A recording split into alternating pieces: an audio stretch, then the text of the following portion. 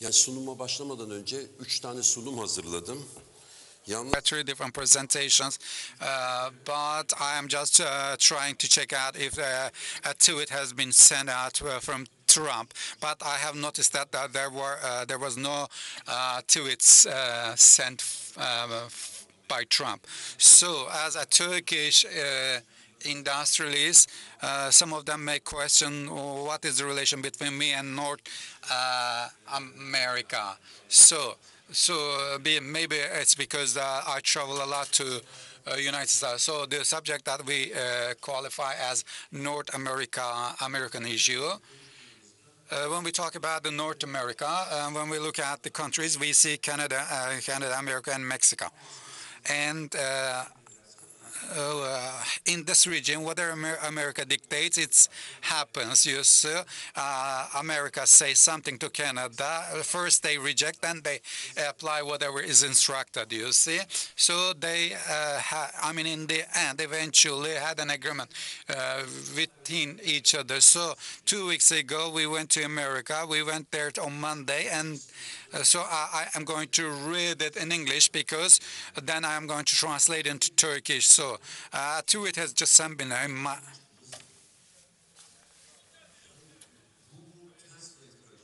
So I entered to the Google Translate in order to translate it into English. So this is really very sophisticated word.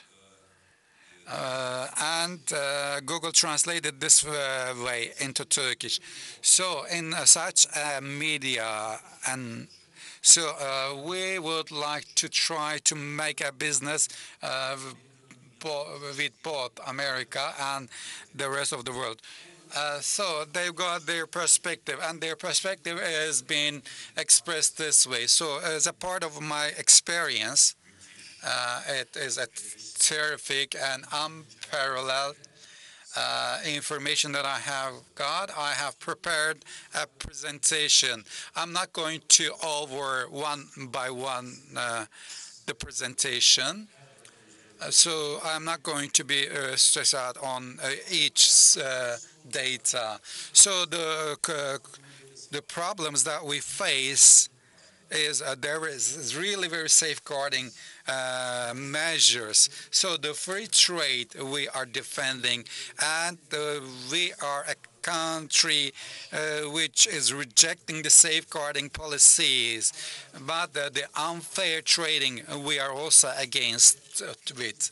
So this is the thesis we always stick to and we always defend. So the free trade in any way should be in place. And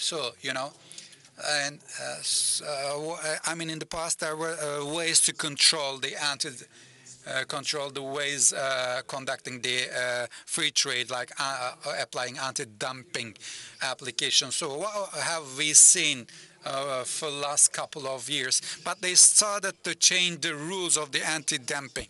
So there is a rule, but you are unable to move within this rule, and you always stick with the rules indicated over here. And this one was just initiated by the United States, and you are going to see some of the figures over here on this graph as well. So this shows only a certain period of time. It shows the period of 18 months here. So the most complaining country was America, and the least complaining country was Turkey. So we have complained about it, but there was no implementation of this. So the country which tries to defend itself more is China, and Turkey comes in the third place here. And as much as we try to defend ourselves, I confess that we are really a terrific country with 35 million ton of steel production. Everybody is just seeing us as a threat on their economy. So I'm not going to get too much into this issue as well, because I'm sure that Bülent Bey is going to give a lot of details on this. So when we talk about the anti-dumping, so you generally get some grant You just get the grant in aid from the states, and therefore we, especially in regard to the North America and the United States of America, have already been perplexed what to do with those countries. And you see the production figures over here, and I'm sorry, you see, do we have pointers on this one? It's just on the side, yes, you got the pointer. Is this the pointer?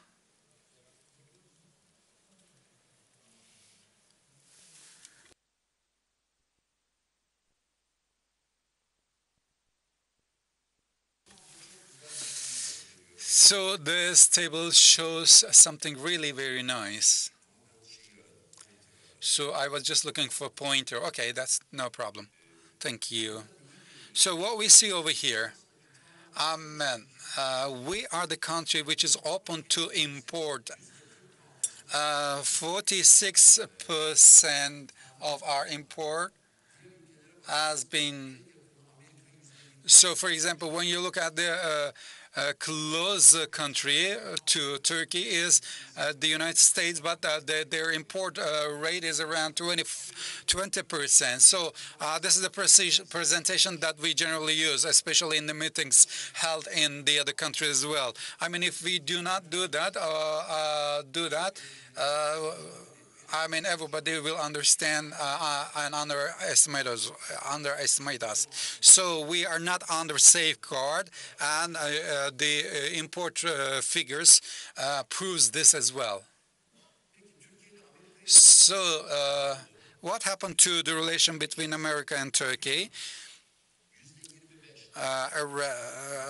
When the tariff of 25% gets into effect, of course, we had a certain amount of export to the United States. So the total export could be, it might be in the next slide. So I don't know if this is something happening by itself or I do it. So the same slide is just going back and forth. So when you the share of the export of America, it was around 20%. So export has just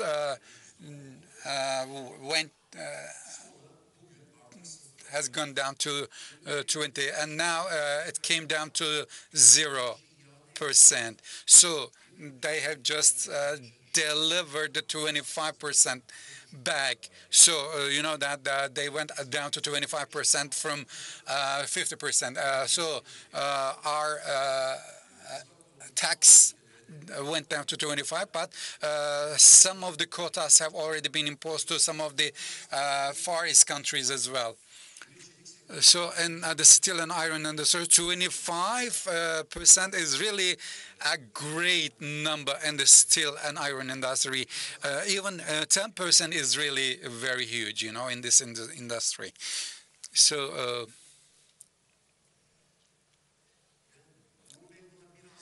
Urbe has already touched upon this one, but didn't talk about the details. So Section 232, especially application of Section 232, there are a couple of issues to be taken into consideration.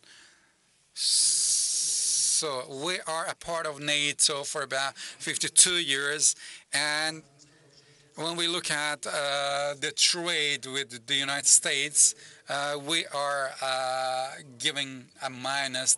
We've got a deficit for. So America is ahead of us by the number of minus $4 million. So I mean, in the subject of iron and steel, so we don't have direct export from China. So so we would like to understand if it is just for safeguard the steel producers in China, or as a political game to be played by the United States of America? Ben burada Now, basically, I didn't want to go into the import and export figures of Canada and Mexico, but there is the fact that 90% of the trade conducted by these three countries is conducted among themselves. So it's a close borders trade, and they do not partake in international trade that much.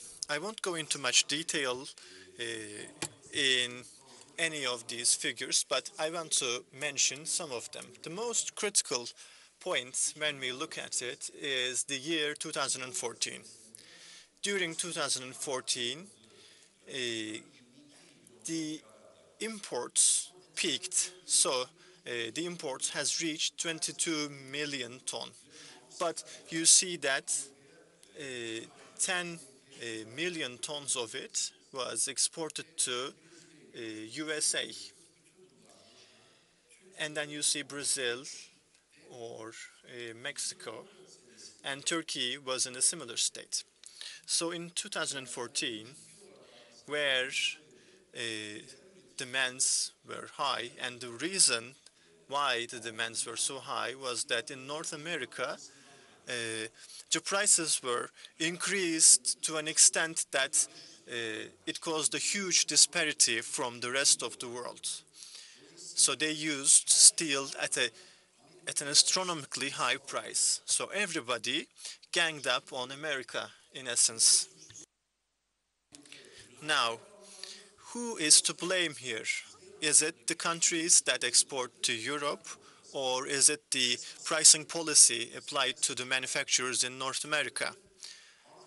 Essentially, price is determined by supply and demand. So if you keep your prices high, then everybody flocks to you. And this is the same in Turkey as well. Now, I broke it down to smaller pieces and tables. So let me go back a little bit. Basically, in 2014, anti-dumping and CVD, some practices were brought into force for some countries, and that brought America's imports quite significantly. As you can see, from 22 million tons, they went to 16 million tons in 2018.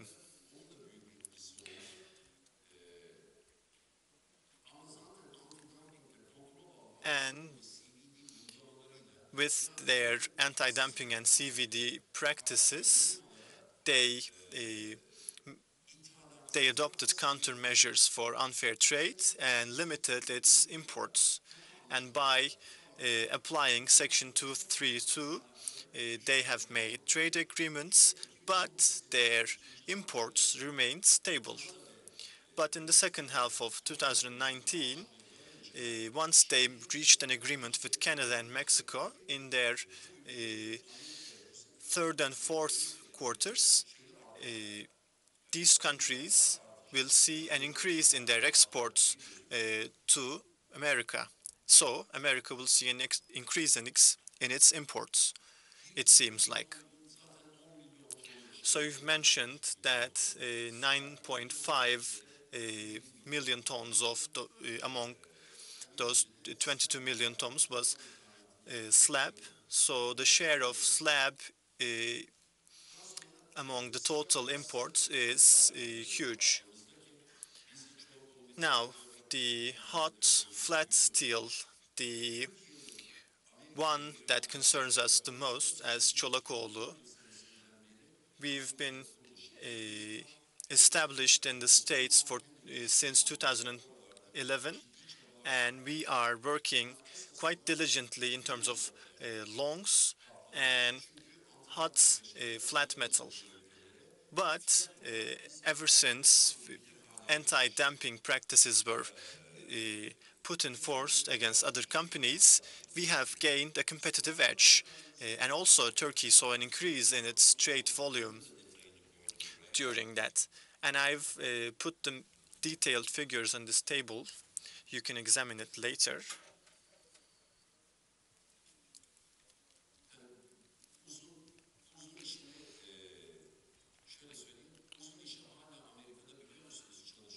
So the longs business is still working. Is it making a lot of profit? No. But is it working? Yes. Because HRCs and rebars are able to cover their own taxes. Now, in the left, you see that Turkey in the year 2014, I don't know which rank was it, but I put it in the bottom. Yes, it's the same for galvanized steel manufacturers as well. No, I'm sorry. They weren't even included in the list. So they started picking up their exports after 2014. But with the additional 25% tax, North America has effectively closed off as far as our exports go. So our cold steel export that has peaked in around 300 or so million tons, first decreased to around 100 and has then since decreased to about 0. And the flat sheet prices in America have also decreased. And why did it do that? I will get into that shortly. Now, as a piece of information, I haven't included pipes into these slides because I couldn't reach the data for it. I took these from the website of SMU in America. So there aren't any figures about pipes, but so I apologize as a manager that used to work with pipes closely in the past, but I believe you have the data, and if I complete the task, I will add it and update the table. Now, in essence, America usually produces 80 to 90 million tons and exports about 30 to 40 million tons of steel. And in the past 10 years, these were the figures, and it had a certain balance.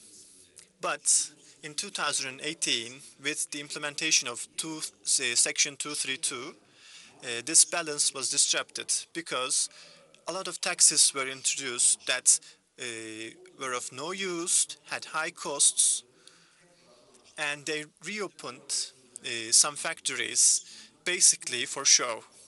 And I might add also that today they are closing them one by one since there was a surplus in supply and they produced more than the demand that existed. But the industry benefited greatly from this because they made new investments. These might not have to do anything with the short term, but in the long term, they have added additional capacity of over 2 million tons. And the capacity utilization rate that was around 70% was increased to 80%. And you see these here. This looks crowded at first, but this is the raw steel production by week. The purple parts are 2017, and the average never goes below 1.7 million tons. And then in 2018, they've made somewhat of a leap, but they've made the real leap with the implementation of Section 232. And now the green part, which shows the year 2019, they have peaked in their production, and their capacity utilization rate also increased greatly. But recently, it has been declining slowly. It decreased from 82% to around 70%.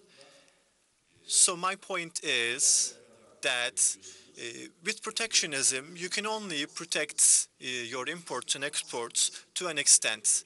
But if you do not ensure that what you're doing is sustainable, you won't be able to successful. So they've made great money in these past 2 or 3 years. That much is true. They have been making crazy money, the CEOs over there, unlike Turkey. And since they are public companies, you can go online and see what they're earning.